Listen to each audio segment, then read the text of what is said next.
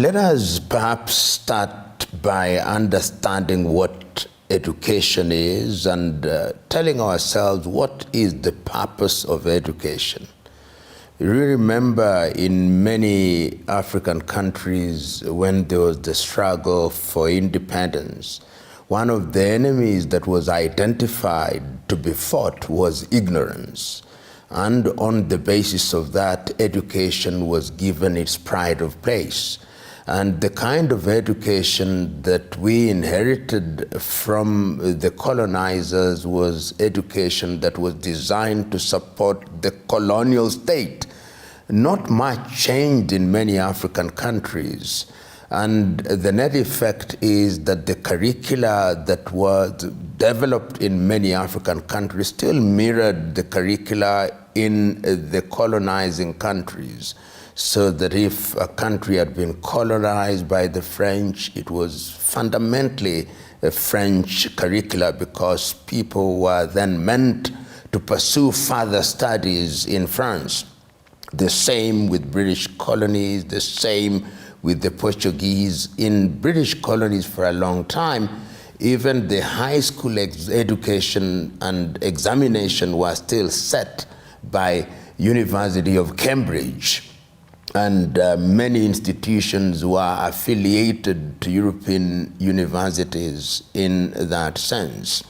But the specific question that you have asked is, what is civic education? Civic education may be described rather than defined as the deliberate effort to expose the population to critical issues of governance and how they are to relate with the system that governs them. Because it is assumed that when people are aware of how they are to be governed, when they are aware of the do's and the don'ts, then they'll become good citizens. To use this Greek analogy where they say that in every society there are three types of people. They are idiots, people who just don't care about what happens in their society. Then they are tribalists, people whose worldview is defined by their ethnic origin. Then they are citizens. And citizens are those who are involved in the affairs of their nation and they want to ensure that their nation is governed in a proper way. Civic education is therefore the means via which people's thoughts and attitudes are refined so that they become good citizens, and they become citizens who ask governments to account, governments to deliver on all the promises that they make for the good of generations who live now and generations yet to be born. The word ideal sometimes is used in order to think of a society that is perfect, but the reality is that there is no such perfect society. And there is not a single model of civic education. Societies vary. If you go throughout the world, you'll find that there are societies which place great premium on what they call patriotism. And people are drilled to be patriotic, to think about what is in the best interest of the nation. You see that in countries such as China, countries such as Russia, countries such as Japan, countries such as Korea, where deliberate effort is made to, in the words of some, to indoctrinate people to think in a particular way for the good of the nation. And I'm using the word indoctrinate simply as a term of art because it simply says that people are then made aware and the scales are removed from their eyes so that they think of the best interest of the nation. If you go to the Scandinavian countries, there is another method of indoctrination where they are told that you are the people who are going to serve our country, our resources are going to be used in that regard. In African countries, in the early days, immediately after independence, because African countries found themselves in a very difficult situation. Many of them still carried the burden of the former colonizer and still do so. And then there was the period when there was the conflict between what was described as capitalism and communism and socialism. And people are grappling with different ways of dealing with this idea of creating the perfect citizen. If you went to Tanzania, individuals such as Julius Kambarage Nyerere came up with the clarion call for Ujamaa, self-reliance. In Ghana, there was the clarion call by Kwame Nkrumah. In places like Guinea-Bissau, individuals such as Amilcar Cabral. So that when we talk about civic education, it was the duty of the government to ensure that the people are exposed to this kind of information. And if you visited many schools in different parts of Africa, for example, you would find one of the subjects that were offered was history and civics.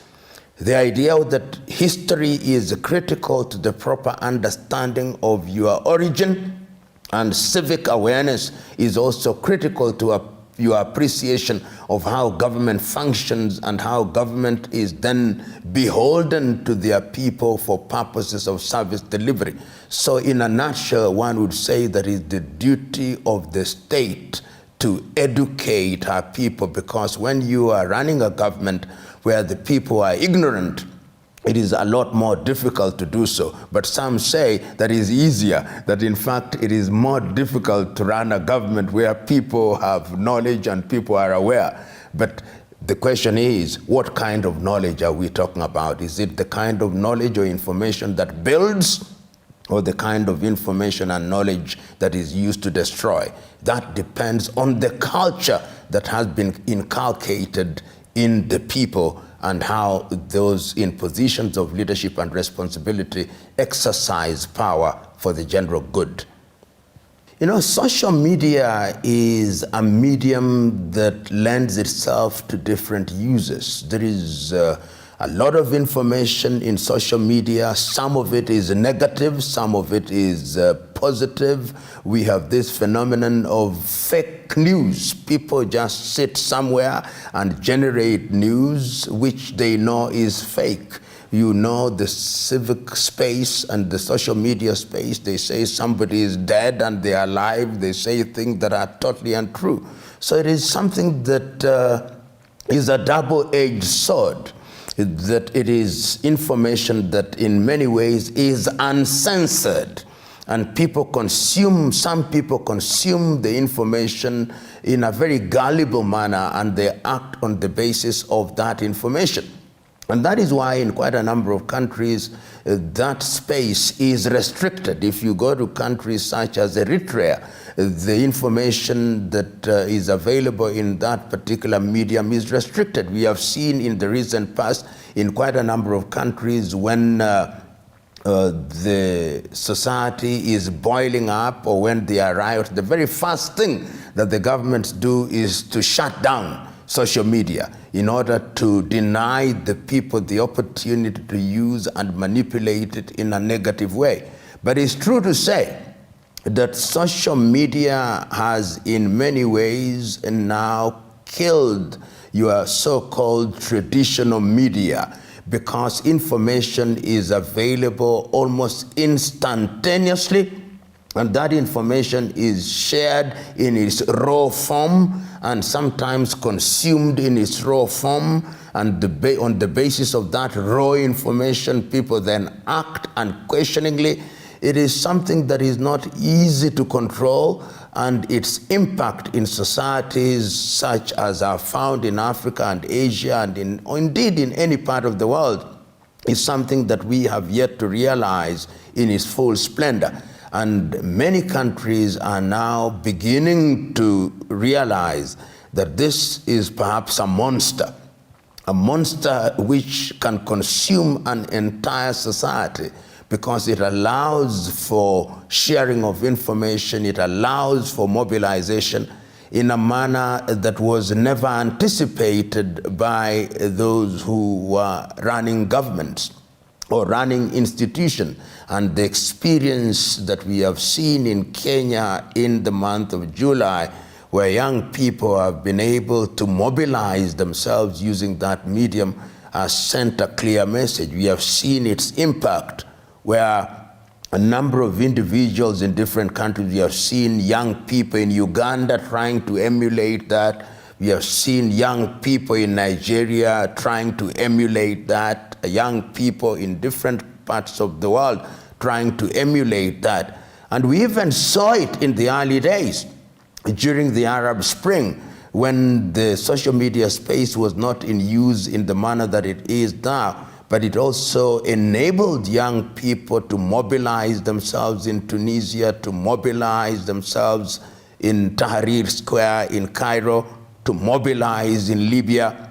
This is a space that lends itself to use and misuse in a manner that is without precedent. You know, when we talk about civic education and education generally, we must ask ourselves, what are we teaching our young men and women? In 1933, an African American called Carter G. Woodson wrote a book titled Miseducation of the Negro.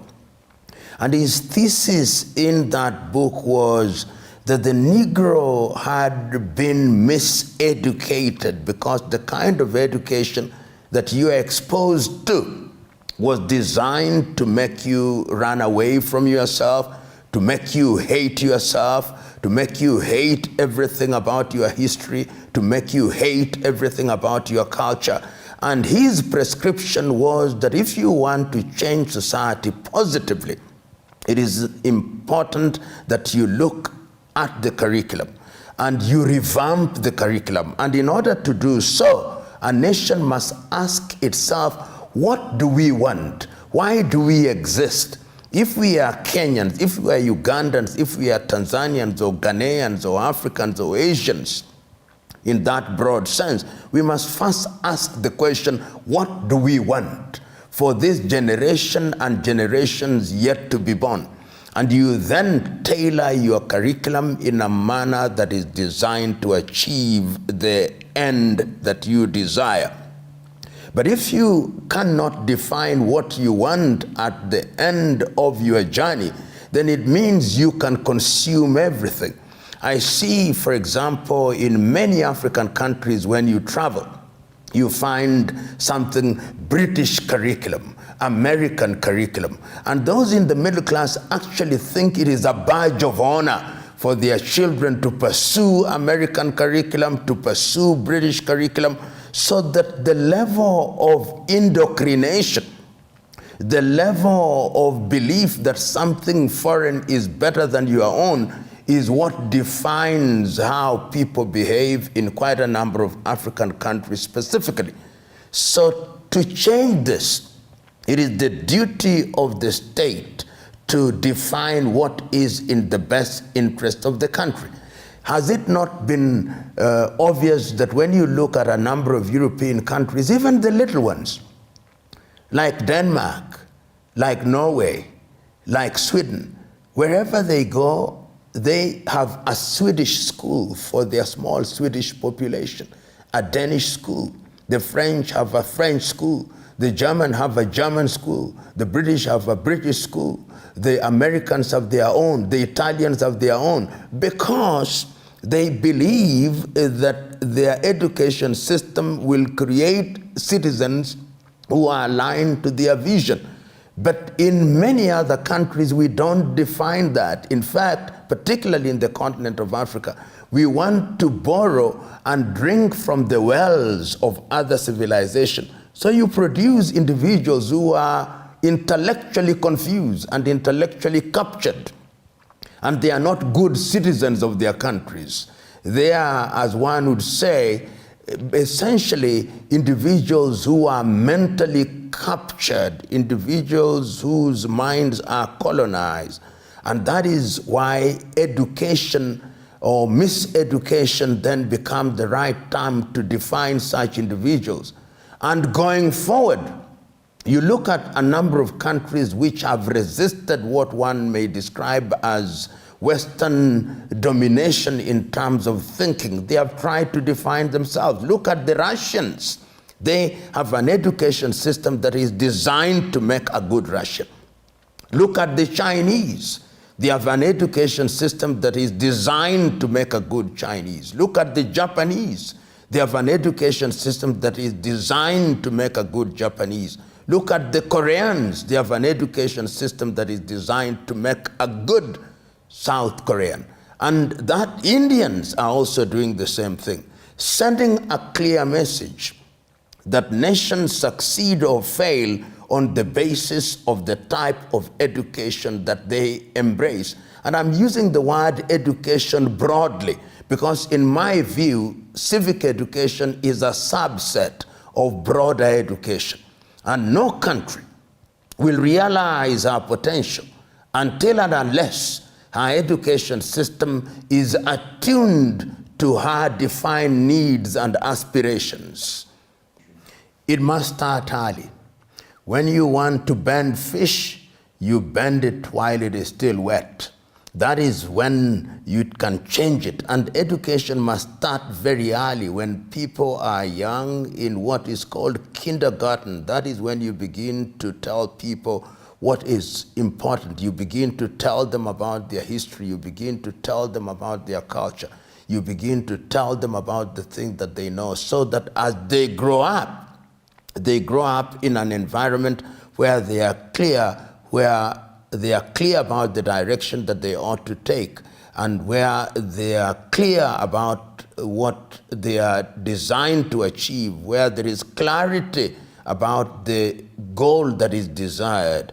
And that is why Africa finds herself in a particularly dangerous space, because having been divided into different little countries, then it becomes a lot more difficult to have a common approach on matters of education.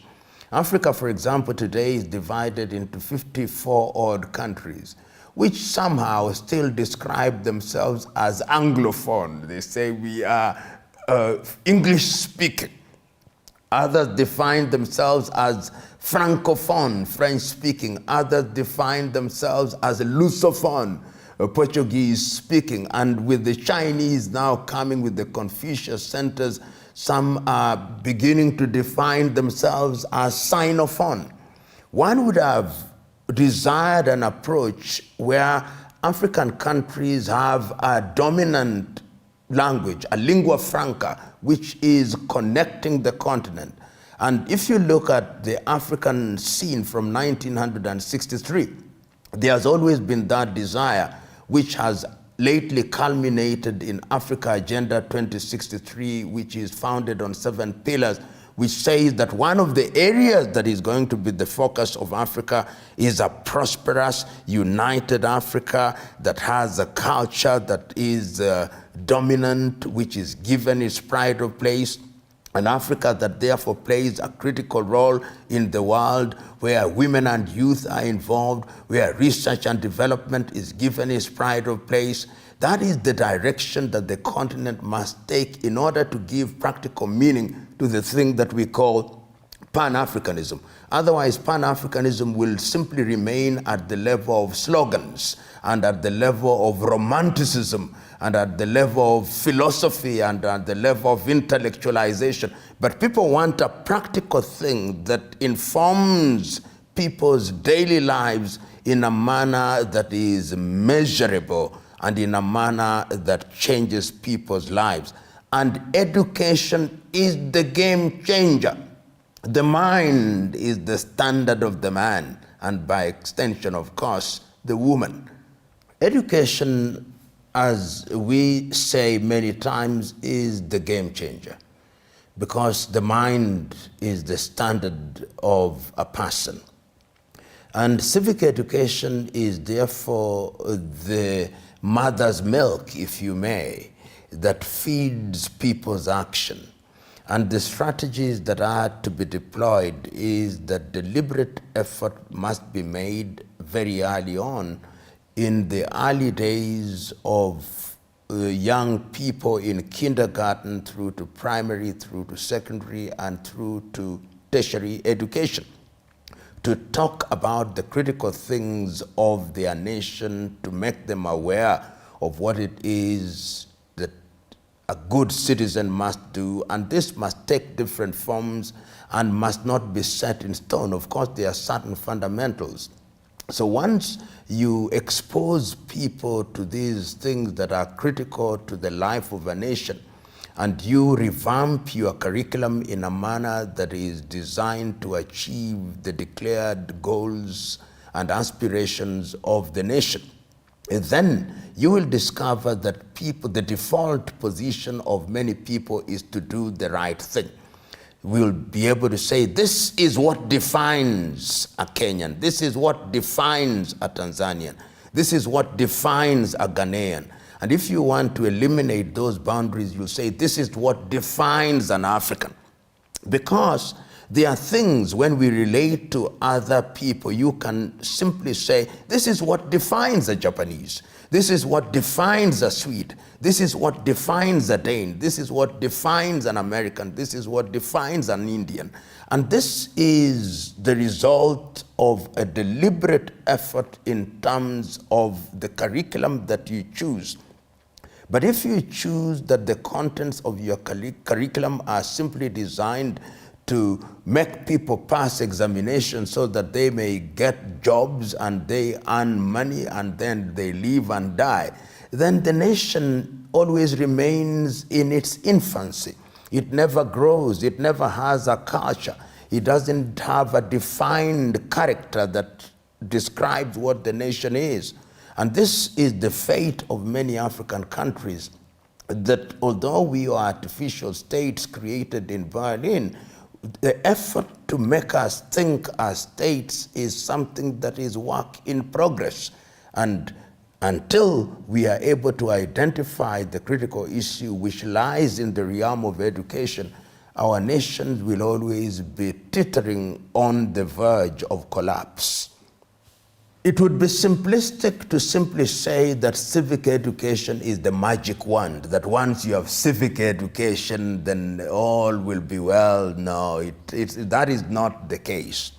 The countries are very complex, and I'm reluctant to say, for example, that a country like the Democratic Republic of Congo finds herself in the space in which she is simply because there is no civic education. I know Congolese who are very aware of what ought to be done, but you are talking about a nation that was created in an environment that was designed to make it fail post-colonization. This is a country that, as you know, has nearly over 233 nations trying and struggling to be a state. This is a country that is designed to be in a constant state of conflict by different interests, particularly from the West, in order to mine and exploit our resources. So there are a combination of factors, and it's not always true that it is in societies where people have civic awareness that is the magic wand. And let us not confuse civic awareness and protest as the measure of civic awareness. We have seen protests which have led to the destruction of nations. We saw protests in Tunisia. Where did it lead Tunisia? We saw what happened in the Arab Spring. Where is Libya? Where is Egypt?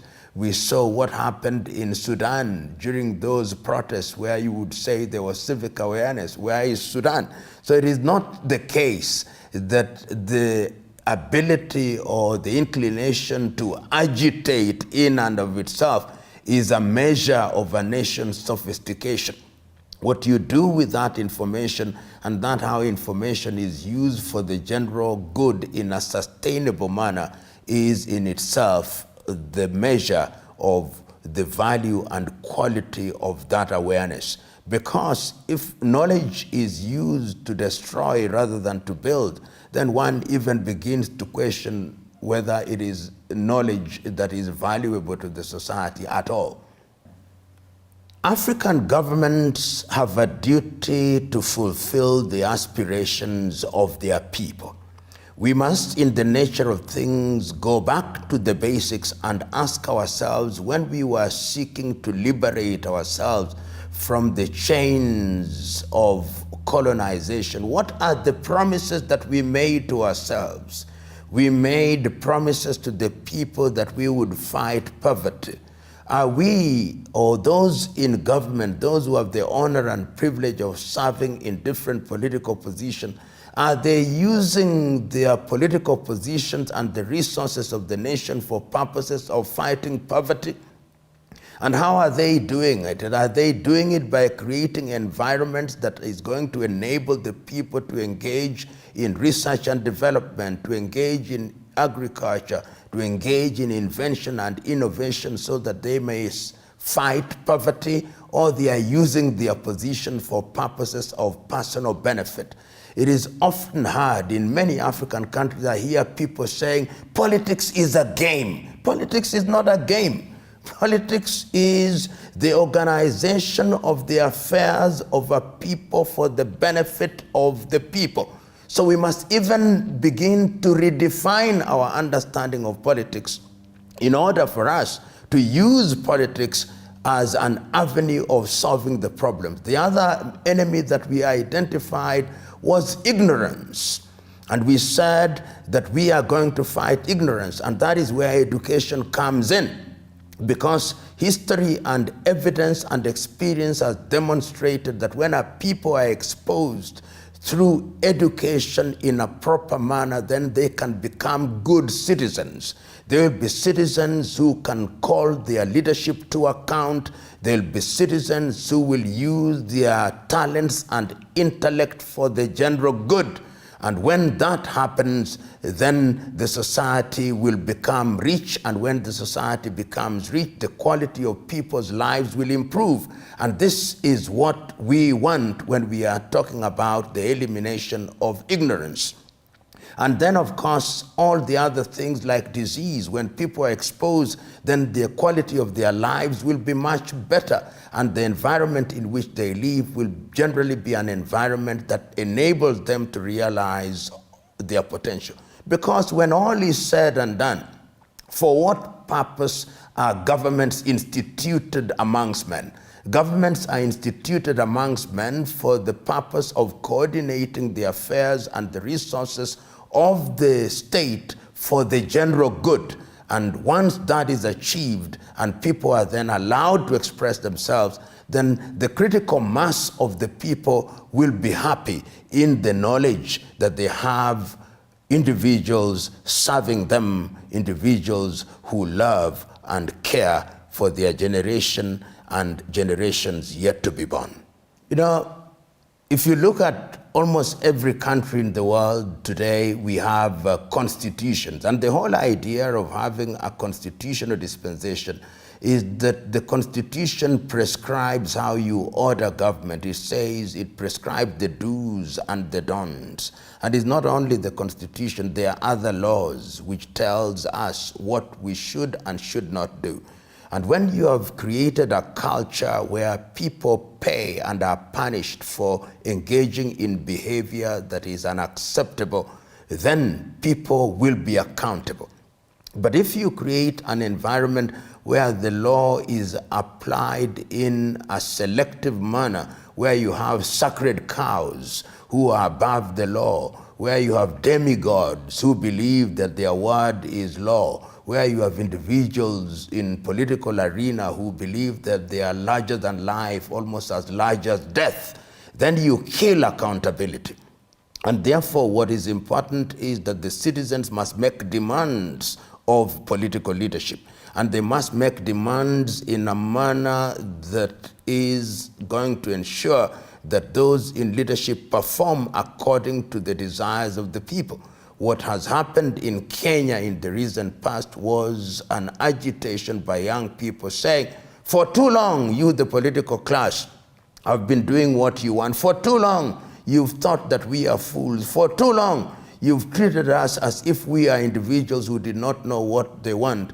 And now we are saying that the positions you hold are held in trust for the general good. And if you don't exercise power in a manner that is for the benefit of the nation, then we shall call you out and we shall make demands of you.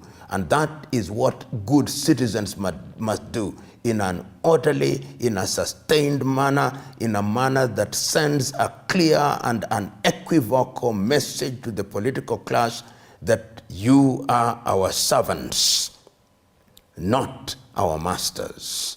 Easier said than done, but history has demonstrated times without number that when you kill impunity, you introduce accountability, and when people become accountable, then they know their limits. And when they know their limits, then they know that they are only in service for a season, and during that season, they must deliver what they promised. And if they don't deliver, they will be asked to leave the stage.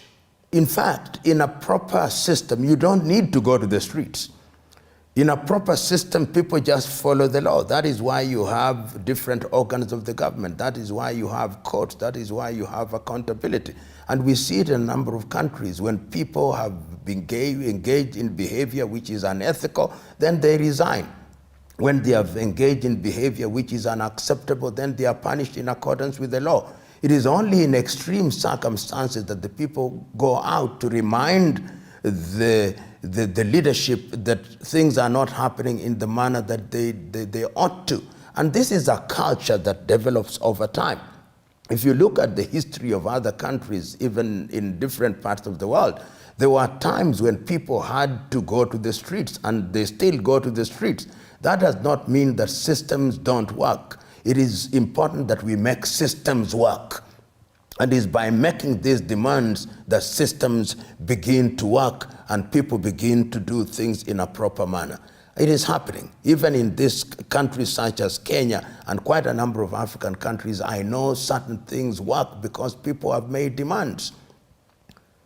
And sometimes it is not as obvious as it should be, but without our knowledge, the knowledge of the critical mass of us, things do happen. That is why you find that the nation remains a going concern, even when you think that nothing is working. You still wake up and find water in your taps. You still wake up and find electricity, even when sometimes it is not there. You still wake up and you find roads have been tarmacked. You still wake up, you apply for your identity card and you get it. You still wake up and you find your airport is working. You still wake up and you find things are happening. And that is because there is some measure of accountability, not to the extent that we desire, but this is something that must be applied time and time again, because people can't forget, and because power sometimes corrupts, and sometimes absolute power corrupts absolutely, as the cliche goes.